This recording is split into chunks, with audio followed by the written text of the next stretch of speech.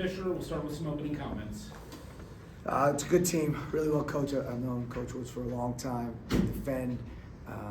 They got some really talented guys that love to go one-on-one, can really score the basketball. I thought they shared it really well tonight. They had 15 assists, only 10 turnovers. It was a good game in the first half.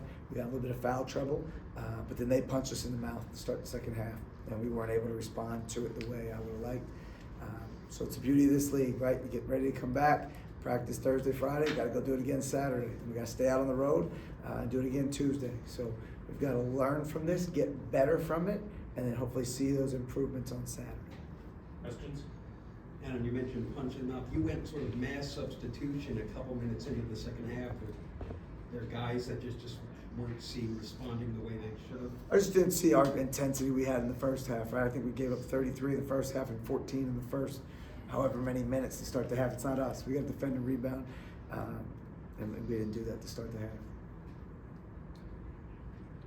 It seemed like they were playing a 3-2 zone, and that really bothered you guys. That bothered the guards offensively. What was it about what they were doing on defense that seemed to disrupt what you were trying to do offensively? I think what they did a lot, they switched some of their coverage. So basically, they're playing a lot of man, switching everything, and then they try to keep you on the side. We got to recognize certain things a little bit quicker, and we got to be a little bit stronger with the basketball, and we got to knock down open shots. And at this point, is Zion still hurt, or is he just not showing enough in practice to get on the floor? As a freshman, he's got to learn what it takes to compete at this level, and we got to see it in practice. He had a great day yesterday, so that was great improvement for us, and he's got to continue to show that. Has he just kind of hit a wall? Because he was playing fairly well to start the season. What happened between, like, say, the St. Joe's game, the Albany game, and now? Yeah, I think obviously the injury hurt, and he didn't practice a lot because we were out in Hawaii. So I think when you're a freshman, you miss that much practice, it affects you, right? And he's a guy that there's no film on to start the season, right? No, he's a freshman, and here he comes in. So I told him you got to be able to, defend and rebound. That's the first thing, and then offensively, you got to be able to move the ball. So he had a great day yesterday. I know he's eager to help us. And obviously, you knew there's going to be some growing pains throughout your first. Sorry, your phone is in a weird spot. Throughout your first year, how do you kind of assess where you're at right now, and what's the mindset of the guys as you're going through some of these pains? Yeah, I think you got to stay together, right? It's a season of ups and downs, so you got to try to stay. I thought we really did a great job defending and rebounding and setting the stage for what it takes to play in our program on Sunday. And then you come back here and it's not the outcome you want. So you got to try to just stay even throughout, not too high, not too low. And the biggest thing we encourage is stay together. Stay together during the good and the bad. Because you can see some nights you're not going to have it, so you need someone to pick you up, right? So that's just something we talk about a lot, staying together. How about the way you're sort of self-assessing your own job, right? I know it's a difficult position.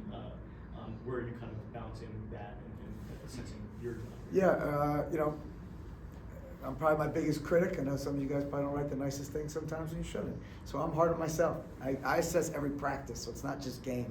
I leave practice and write notes. Man, I got to do that better. Hey, I got to explain that better, and then take notes and try to do it. So I think for me, it's, I have an incredible staff.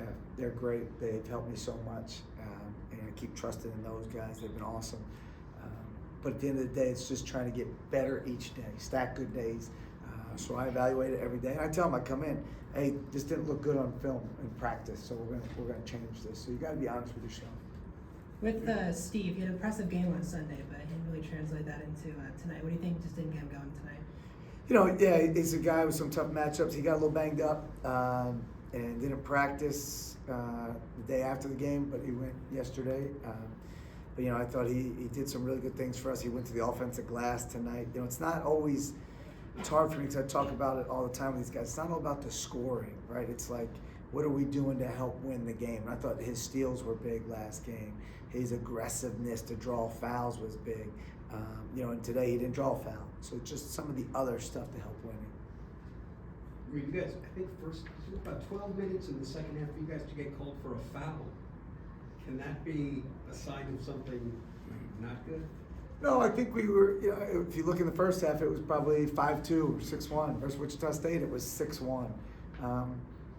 I think we were moving our feet, we were aggressive, but we were getting hit on some screens. We got to talk a little bit more, and they got some open buckets on some of those right there. But we got to defend. We talk about it all the time. We want to defend and without fouling, and I thought we did a good job of keeping them off the line. And I think we did a good job of not fouling. We had 2 guys get fouls early, and decided to sit them and get ready for the second half, and have these other guys get minutes that were doing well playing out there. With Johnson, you guys really limited him in the first half. He kind of exploded in the second half. I guess what was the difference between the 2 halves for you? He's a great player. His ability to make shots, his ability to go ISOs, really impressive on film. And it's just a matter of when. We try to limit him as much as we could, but he's a great player. 15 and 9, 3 assists, 0 turnovers. He had a great night. Second straight game without Joe White starting lineup. Is that going to stay the same way for down stretch on the away stand? Or? Yeah, we evaluate every day. We try to figure out what's the best lineup to start for our team. Right now, that's what it is.